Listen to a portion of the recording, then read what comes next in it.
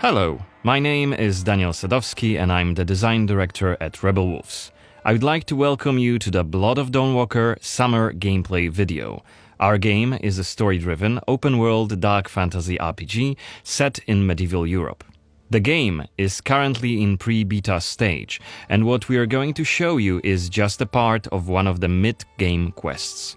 It's a really cool story involving legendary swords and a haunted almshouse, but today we'll focus on showcasing our gameplay systems.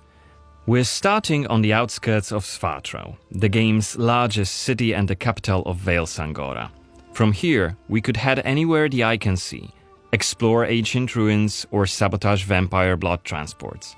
But it's not just about where or when you go. It's also about how you approach the main quest and shape the story, making each playthrough uniquely your own. For now, we're following the road. Cohen is on his way to the city's cathedral, chasing leads about a powerful weapon said to be hidden in its crypts. But first, we'll have to deal with some bandits who camped out by the main road. Traveling through Vale Sangora is never boring. The world is dense with quests, random encounters, and locations steep in lore. This will be a great opportunity to show you our combat system.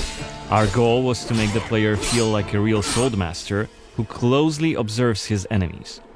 We'll begin this fight by using acrid dust to stun one of the enemies. Now, when you attack, you choose one of four directions: up, down, left or right, in order to hit the opponent where he's unable to parry. And similarly, when defending, you have to take note of the enemy's intent and the direction of the attack. On the left side of the screen, just above Cohen's health, you have activation charges that will be filled in with each successful attack, block and parry. Once they are full, you can use one of the active abilities which allow you to take a more tactical approach to fighting. We started the fight by throwing some acrid dust, and now let's cast Burning Blood. It's a hex which boils the enemy's blood and burns their skin, dealing physical damage over time.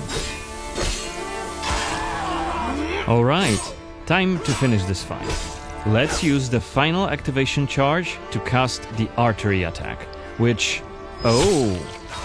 actually decapitated the last opponent. Our hero quickly dispatched the bandits, so let's loot a few items they've left behind and open the inventory. First of all, let's replenish our health by eating something, and then take a closer look at this cool-looking weapon we just picked up. Ah, it has better stats than our current weapon, so let's equip it right now. We've also leveled up, so let's use this opportunity to spend the newly acquired skill point in one of Cohen's skill trees. The skills in the Blood of Dawnwalker are divided into 3 trees, one for human, one for vampire, and one shared between the two. We also have an active abilities panel. We can use it to unlock additional abilities to use during combat.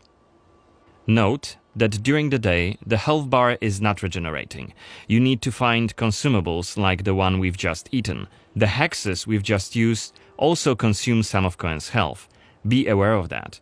The way our magic system works, there's always a price to pay for manipulating reality. But we can make it sting a bit less. Let's level up the Frugal Witchcraft skill, so next time we'll cast a hex, it'll consume fewer of Cohen's health points.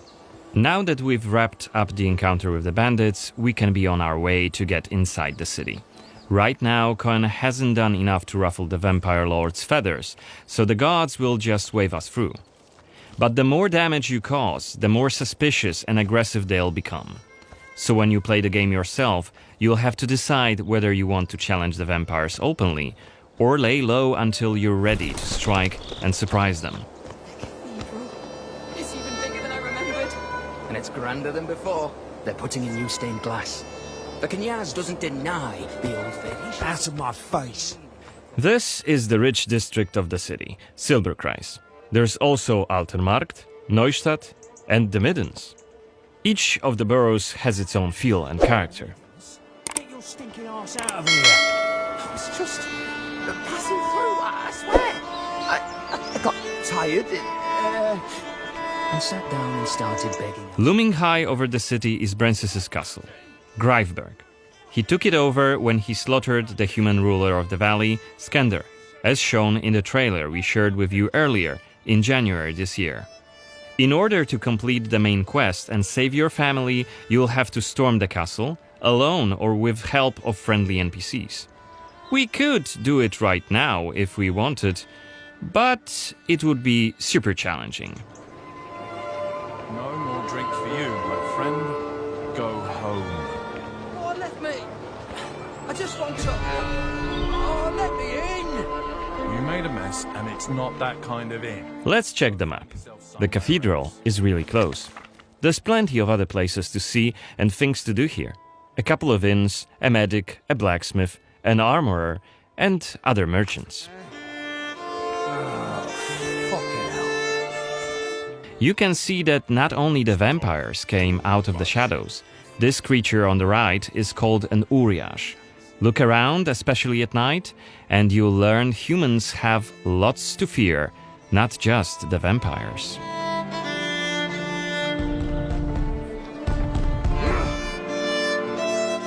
And here we can see guards pounding on some poor guy's doors. What is it about?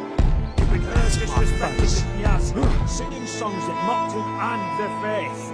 Who told you this nonsense? Was it Livia? It's just one of many different community scenes we're implementing in the game. Watch them closely when you play, as they might point you to new quests and hidden treasures, or signal changes in the game's world. Again, I humbly beg of thee. I humbly... Ouch! I don't want to say it, Mum. It's a prayer. It's what we have to say. Go on. I humbly beg of thee, protect Okay, we are at the cathedral gates. Again, since Cohen isn't yet wanted by the vampire regime, and it's daytime, we can simply walk inside.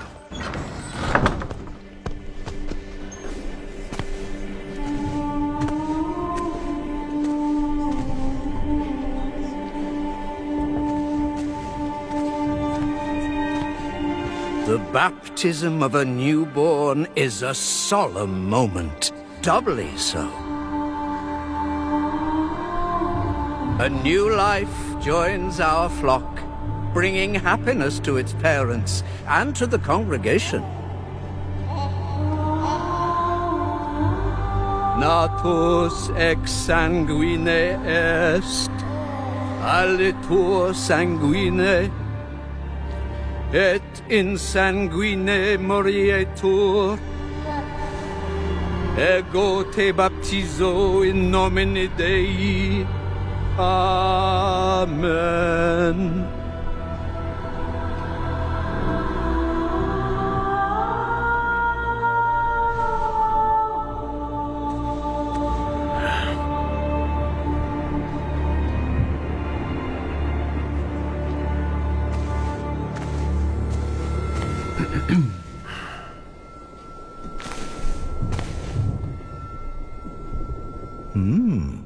Don't I know you from somewhere, young man? Laslia, maybe? I'm sorry, but you must be mistaken. Am I? Perhaps. Perhaps. My memory isn't what it used to be. Come with me. I'll take your confession. Thank you, but I have no need for confession. Ah. So you deem your conscience clear? I wouldn't go that far. But I'm sure you're a busy man, Father. So while I appreciate the offer, I feel that my soul shouldn't be your priority. I won't press the matter. You are quite correct. I have many other duties to attend to. But please remember that in order to be saved, we all need to repent. Myself included. I hope we can speak again soon. Good day to you, Cohen.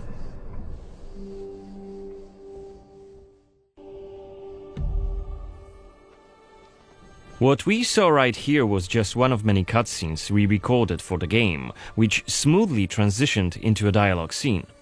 We use cutscenes to highlight key scenes or showcase interesting bits of lore. Like this blood baptism. Creepy, isn't it? The core feature of the Blood of Dawnwalker is the dual gameplay loop. Remember, Cohen may be a human during the day, but he turns into a vampire at night, and has a different set of skills at his disposal. And this is just one variable that affects our quests. Depending on when you tackle a particular quest, what choices you've made earlier, whom you befriended, or whom you've angered, your gameplay and story experience will be very, very different. So each quest is a complex structure with multiple possible paths leading to the end goal. We maximize players' freedom and agency, offering you a narrative sandbox to play in.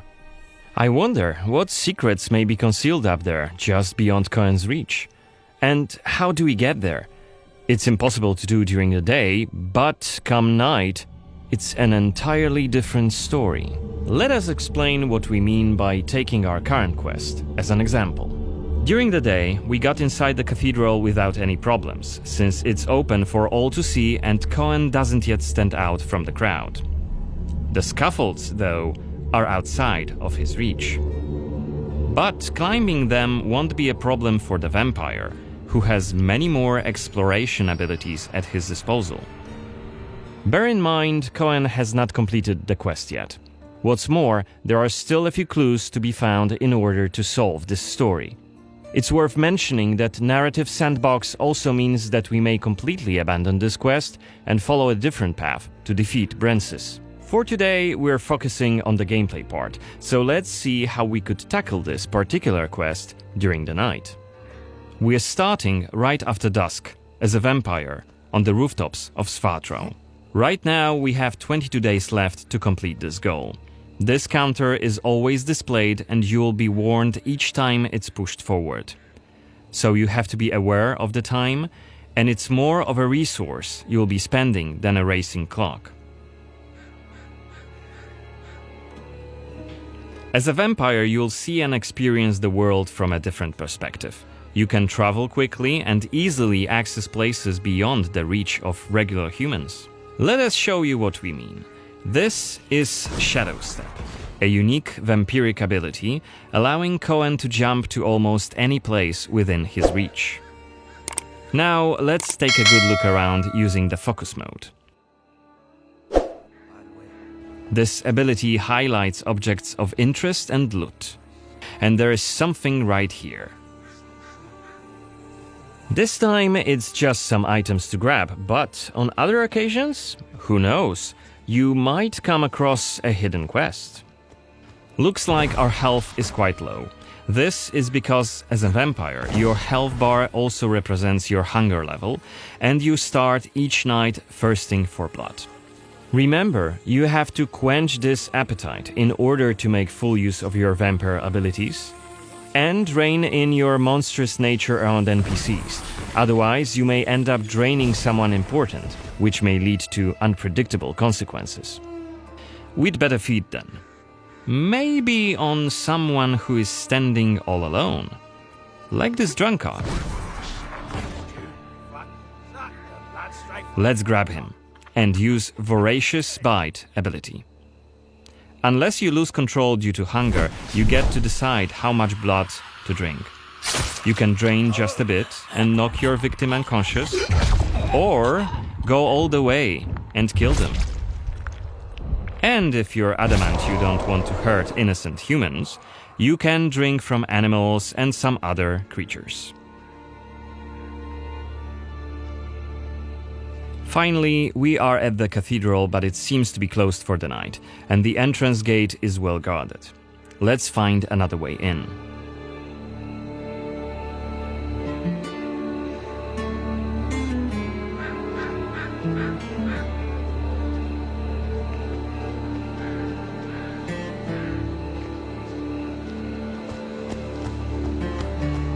Shadow Step is not the only vampiric ability you're gonna learn during your playthrough. Cohen can also use Plane Shift to scale walls and even ceilings smoothly. This will allow us to explore every nook and cranny of the cathedral.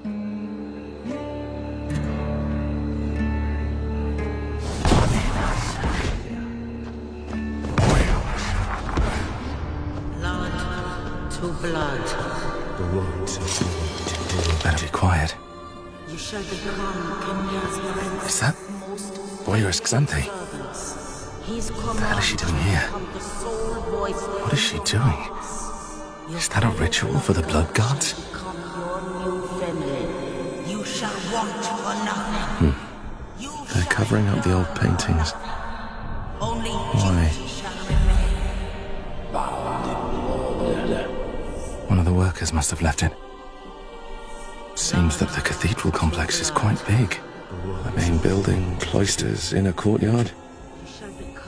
The entrance to the crypt could be anywhere. Won't get anything done just standing around. Still. This was a scene investigation, a mechanic we used to zoom in on and showcase key clues. This time we had a chance to learn more about the vampire's plans. Looks like they're keen to cover up the old frescoes, so that's something we could take a look at. This way we could learn more about the cathedral's past. Blood to blood. Looks like we aren't alone here.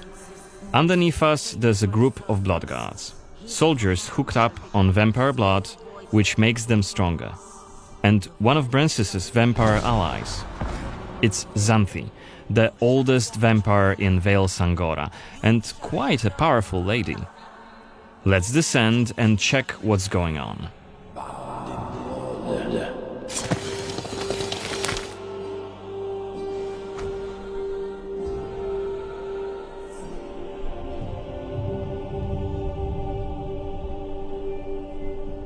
Don't think I don't see you skulking in the shadows. Come out!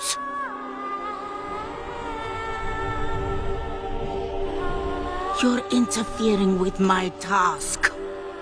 Who are you?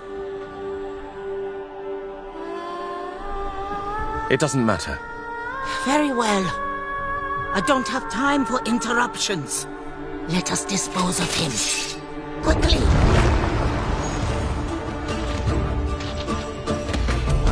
You've withstood it. Fascinating. Cohen is using his claws to attack when in vampire form. Blood guards are dual-wielding opponents. Their attacks are pretty strong. Of course, even when fighting with claws, combat is still directional. Don't worry, Cohen can still use his sword as a vampire. You haven't lived long.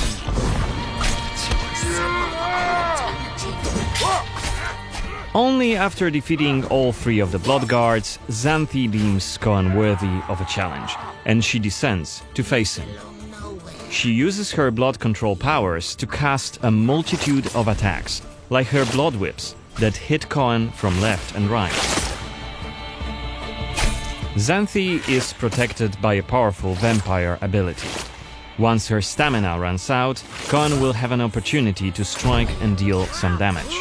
But be careful, cause Xanthi is quick to counterattack and she will also try to restore her blood. Meanwhile, look at the indicator just below her health and stamina. It's a timer for the boiling blood skill that you've seen in the CGI trailer. So, if we don't hurry, the timer goes down to 0 and Cohen will eventually explode. And we're dead. Remember, we were only mid-game here, and Xanthi is one of the game's most punishing enemies. Defeating her right here and right now is very much possible, but it would be hellishly difficult. A fun challenge for hardcore players. Otherwise, we could load the game and explore the cathedral without drawing her attention. Or try to get to her while she's not surrounded by bodyguards. Xanthi, like all other vampire allies, has her own questline. Explore it, and you can learn more about her past, motivations, and maybe even try to reason with her. What you do is entirely up to you. Remember, our design principle is the narrative sandbox. There is no difference between main quests and side quests.